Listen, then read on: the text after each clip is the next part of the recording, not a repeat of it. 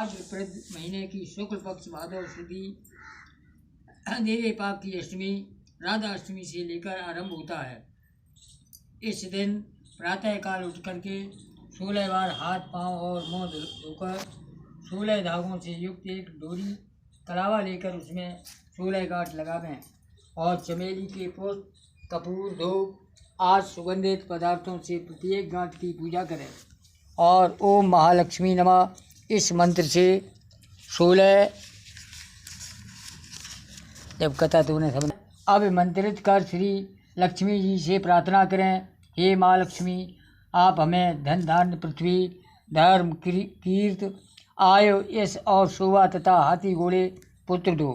हे विप्र, इस प्रकार ध्यान करते हुए उस सूत्र को पुरुष अपने दाहिने अंग में और स्त्री अपने बाएं अंग में डालकर 16 दूब के पौधे और अक्षत चावल लेकर के कथा सुने। इस प्रकार भादव सुदी से लेकर अश्विनवदी अष्टमी तक नित्य प्रति कथा सुनना चाहिए।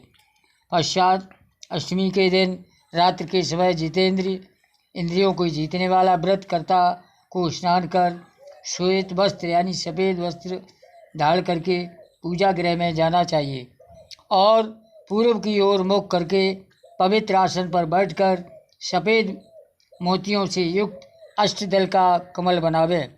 उस पर कमलासन यानी कमल का आसन मंद मंद मुस्कान करती हुई शरद चंद्र के तुल्य क्रांतिवान चतुर्भुजी दोनों हाथों में कमल लिए हुए श्वेत वस्त्र धारणी आभूषणों से विभूषित अभय वर देने वाली दोनों और हाथियों की सूंड के जल से सींचे जाने वाली महालक्ष्मी श्री महालक्ष्मी जी का ध्यान करके कपूर अगरबत्ती चंदन से भगवती का आह्वान करे कि हे महालक्ष्मी, भगवान विष्णु के पास से आप यहाँ आओ।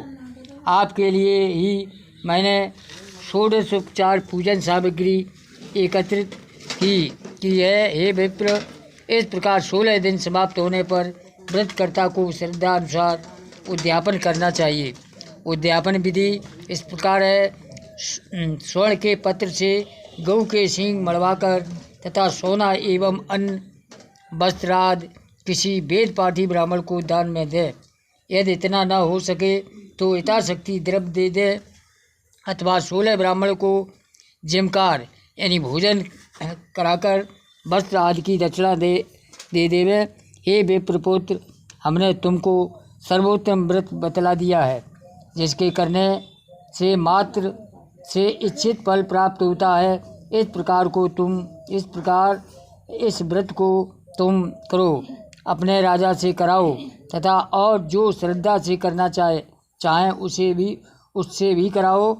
भगवान बोले कि हे युधिष्ठिर, इस प्रकार इस व्रत को स्त्रियों के मुख से सुनकर नूतन बड़ा प्रसन्न हुआ और उनको प्रणाम करके अपने घोड़े को कीचड़ में से निकालकर ठंडा पानी पिलाया और कमल के पत्ते का दोना बनाकर उसमें पानी लेकर घोड़े पर बैठ राजा के पास आया। राजा ने जल पिलाकर नूतन पत्ते का दोना बनाकर उसमें पानी ले घोड़े पर बैठ राजा के पास आया। राजा ने जल पिलाकर नूतन बोला कि राजन, आज मैं यहाँ पर जो कुछ स्त्रियों से सुनकर आया हूँ उसे ध्यान से सुनो। उपरोक्त हाल नूतन ने राजा को सुना दिया। उस व्रत को नूतन और राजा दोनों ने किया। तदुपरांत राजा ब्राह्मण को साथ ले घोड़े पर सवार हो कर अपने नगर को चल दिया। राजा का आना सुनकर सब नगरवासी बड़े प्रसन्न हुए और भेंट आदि वस्तु लेकर बाजे के साथ राजा की अगवानी करने चल दिए। चारों ओर घंटा और घड़ियालों के शब्द होने लगे। ऐसा मालूम होता था कि खुशी के मारे सारा नगर नाच रहा है। 16 श्रृंगार किए गजगामिनी स्त्रियां भी मंगल गीत गाती हुई राजा की अगवानी को आईं।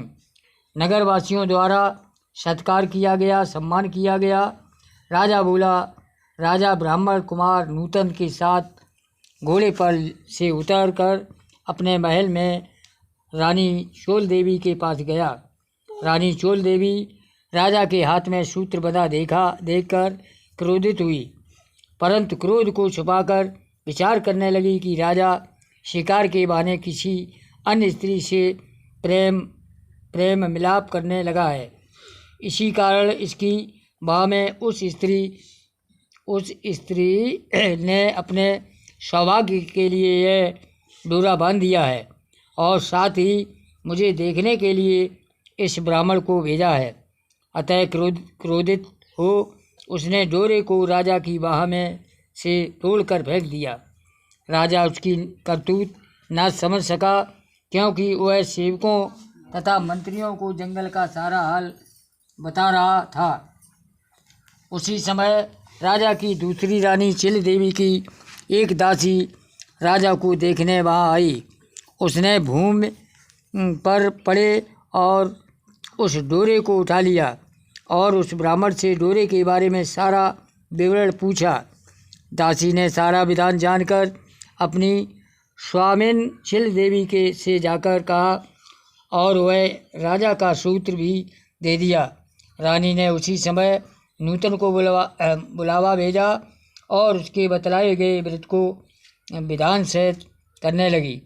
भगवान बोले कि हे पांडुनंदन युधिष्ठिर, 1 वर्ष बीतने पर लक्ष्मी पूजा के दिन रानी चिल देवी के महल में अपार बाजे बजने लगे। यह देख राजा को लक्ष्मी पूजा की याद आई। राजा ने अपनी बाह में बंधे सूत्र को न देख अपार चिंता में डूब गया। नूतन ने रानी चोल देवी द्वारा उसे तोड़कर फेंके जाने का सारा हाल राजा को बता दिया।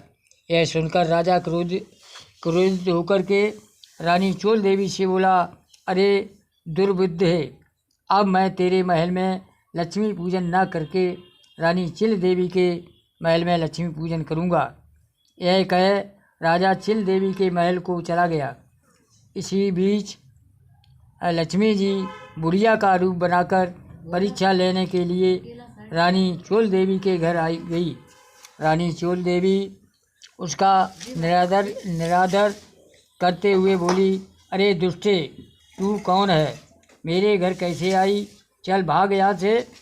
इस प्रकार लक्ष्मी जी रानी चोल देवी से अपमानित होने पर उसे श्राप देती हुई बोली, मूर्ख, तूने मेरा अपमान किया है, अतः शूकर मुख हो जा। यानी शूकर का उसका मोह हो गया और आज से इस मंगलपुर का नाम कोलापुर हो जावे।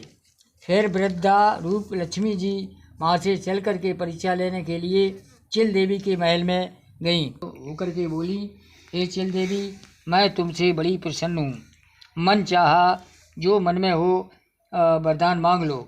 चिल देवी बोली कि सुरेश्वर कपलासन अम्बे, जो भी प्राणी इस व्रत को करे और जब तक चंद्र सूर्य आकाश में रहें तब तक आप उसके घर को संपूर्ण ऐश्वर्य से भरपूर रखें, उसके घर में आप सदैव विराजमान रहें, वह मेरे पति सहित आपकी ये कथा सारी पृथ्वी पर विख्यात हो। हे धर्मराज, रानी से भगवती लक्ष्मी जी कहती हुई तथास्तु कह वहीं पर अंतर्ध्यान हो गई। पश्चात राजा मंगलसेन ने रानी चिल देवी के साथ बड़ी श्रद्धा से पूजन व्रत किया। दुराचारी रानी चोल देवी ईर्ष्यावश होकर के रानी चिल देवी के महल में जाने लगी। वहाँ बैठे पहरेदारों ने उसे अंदर जाने से रोक दिया, क्योंकि लक्ष्मी जी के श्राप के कारण वह शूकर के समान दिख रही थी। रानी दिखलाई नहीं देती थी। तब वह दुखी हो जंगल में महर्षि अंगिरा के पास गई। उसकी यह दशा देख करके मुनि अंगिरा ने अपनी ज्ञान दृष्टि द्वारा उसकी सारी बातें जान लीं। तब मुनि ने लक्ष्मी जी के कुपित होने पर, गुस्सा होने पर कारण उससे कहा और स्वयं श्री लक्ष्मी जी से उसके अपराध की क्षमा याचना करके उससे श्री लक्ष्मी जी का व्रत पूजन करवाया। व्रत के प्रभाव से वह रानी पुनः अपने लावण्यमय स्वरूप को प्राप्त कर कीर्ति पाने लगी। तदनंतर उसी वन में राजा शिकार खेलने को गया। वहाँ मुनि अंगिरा की कुटी में रूप लावण्य से युक्त उस अनुपम देवी को देख करके राजा मंगल सेन बोला, ये महर्षि, यह अपनी सुंदरता से इस मन को प्रकाशमान करने वाली स्त्री कौन है? इसका कारण मुझसे कहो। राजा की बात सुनकर के महर्षि अंगिरा ने उसकी सारी कथा सुना करके रानी चोल देवी उसे सौंप दी। राजा प्रसन्नचित्त होकर के रानी चोल देवी को साथ लेकर अपनी राजधानी आया और रानी चील देवी सहित पृथ्वी के नाना प्रकार के भोगने लगा। दोनों रानी बड़े प्रेम से मिलकर राजा की सेवा करने लगी।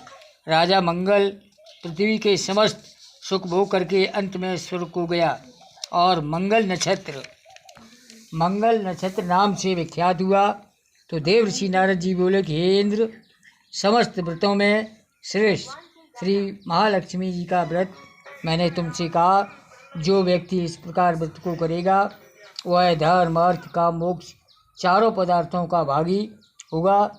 अतः तुम भी इस व्रत को करो, जिससे धन धान्य भूमि कीर्ति आयु यश शोभा घोड़ा हाथी पुत्र पौत्राद प्राप्त हो और तुम्हारी कीर्ति फैलती हुई रहे। इंद्र नारद जी को प्रणाम कर अपने लोक को गया और व्रत किया। भगवान श्री कृष्ण बोले कि हे युधिष्ठिर, देवर्षि नारद जी से देवराज इंद्र द्वारा पूछे गए श्रेष्ठ व्रत को मैंने तुम्हें बता दिया, जो सांसारिक और पारलौकिक सुखों को देने वाला है।